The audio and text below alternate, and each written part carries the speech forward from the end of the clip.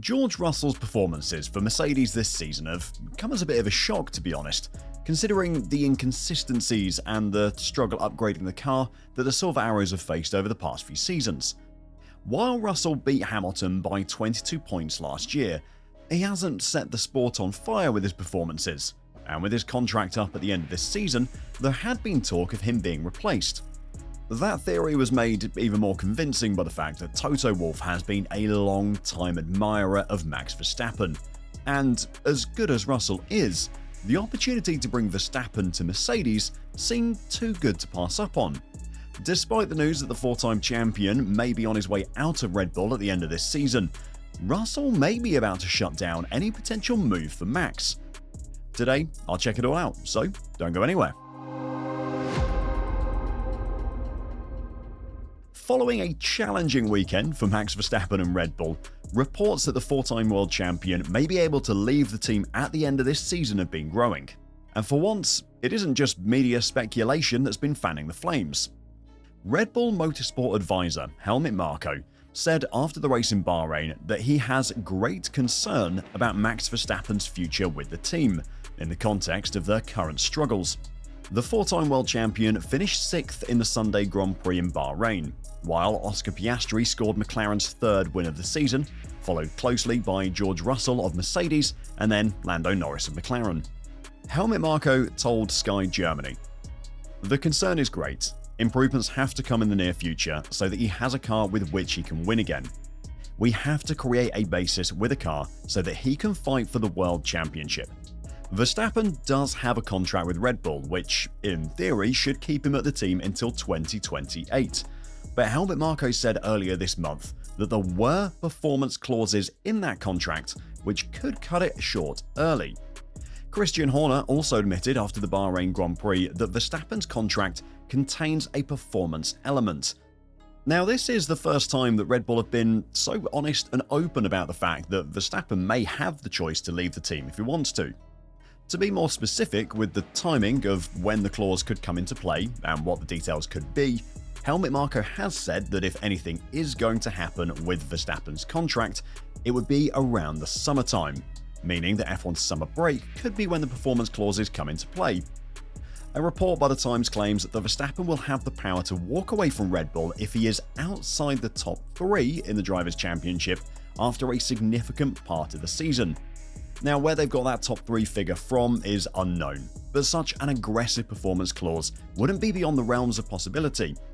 With all of that in mind, it seems like the summer break could be the first time that Verstappen could turn to Red Bull and say, "This contract is null and void, you're not giving me a good enough car, I'm going to go and sign for Mercedes or Aston Martin instead." But of course, just because the option is there for him to do that, doesn't mean that Max actually has to exercise it if he doesn't want to. Now, as I said in the intro, one of the teams that has been very heavily linked with Max moving away from Red Bull is Mercedes. Toto Wolff hasn't been shy about coming forward and saying that he would be more than happy to sign Verstappen to Mercedes if he no longer wanted to drive for Red Bull.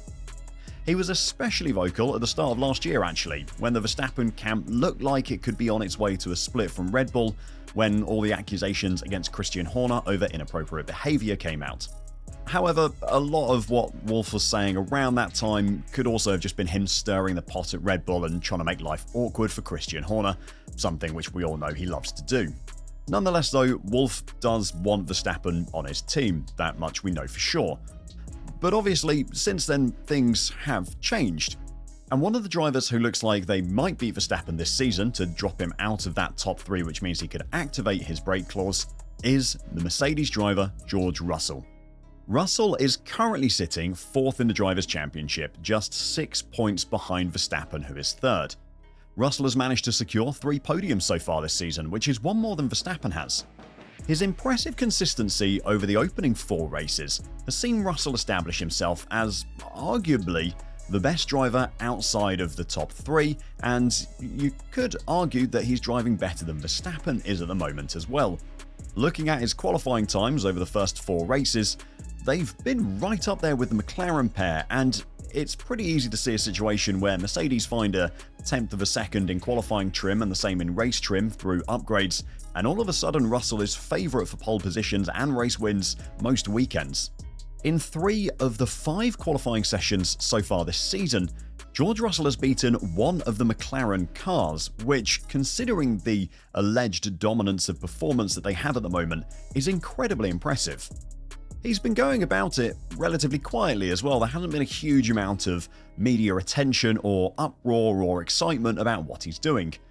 But now Motorsport.com are reporting that contract extension talks are progressing pretty quickly behind the scenes between Russell and Mercedes. It's hard to argue against Mercedes' decision to make that happen as well. Russell appears to be working really well with the team. He's struck up a really good relationship with his new rookie teammate, and he's started to look the real deal over the past year or so. Toto Wolff heaped praise on George after the British driver dragged what Wolff described as a wounded Mercedes across the line into second place at the Bahrain Grand Prix. The Mercedes boss said, "Brake-by-wire failure suddenly, and then it took a while to find the settings to reset it, but we did that. Him managing the system, coming in and out, while having Norris behind him is just an unbelievable drive, to be honest. What he did secured us this podium. Considering the car was wounded, finishing P2 in front of Norris is just a really great result." You can't argue with Wolff. It was a really impressive drive, and considering that performance and the other ones this season, it almost seems like there's no reason to upset the apple cart, or I guess the tyre cart at Mercedes. Of course, it could have been far worse for Russell. As Wolff said, Russell did really well to make it home in second place.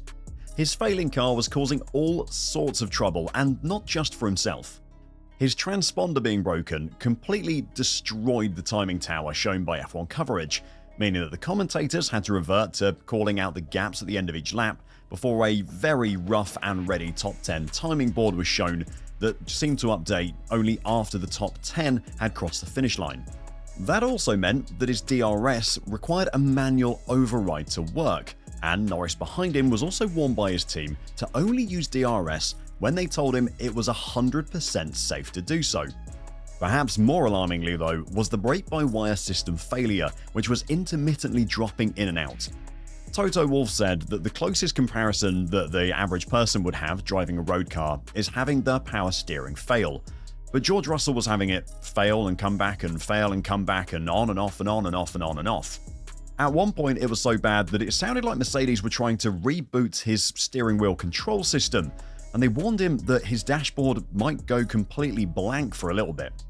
Russell described it by saying, "For 10 laps in a row, going into every corner, I didn't know if my brake was solid or going to the floor." The idea of having your brakes dropping in and out from corner to corner while going at 200 plus miles an hour is absolutely horrifying. And considering those conditions, it is completely unbelievable that he managed to get that car back in second place. But the DRS issue is the one that actually almost threw it all away for him. Now, ordinarily, DRS can only be used if a car is within 1 second of the car in front of it when they cross the DRS detection point. However, due to the transponder issue that George was facing, it meant that he wasn't being picked up on those DRS detection points. So the FIA allowed Mercedes to give him a manual override so that he could still activate the system. Now, onboard footage showed that his DRS flap opened on a straight between turns 10 and 11, despite not being within a second of leader Oscar Piastri. George had pressed his DRS override button when he shouldn't have, and it could very easily have led to a very big post-race penalty. In the official FIA document that described the investigation into George's illegal use of DRS, they explained how it happened and why he was eventually let off without any punishment whatsoever.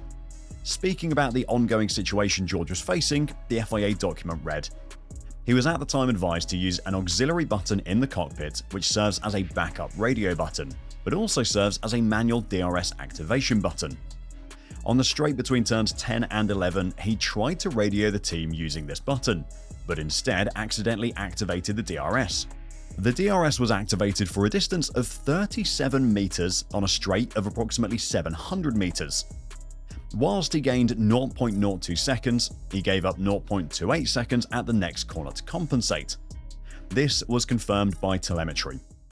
Accordingly, whilst the technical breach occurred, the stewards decided that there was no sporting advantage gained and no penalty is imposed.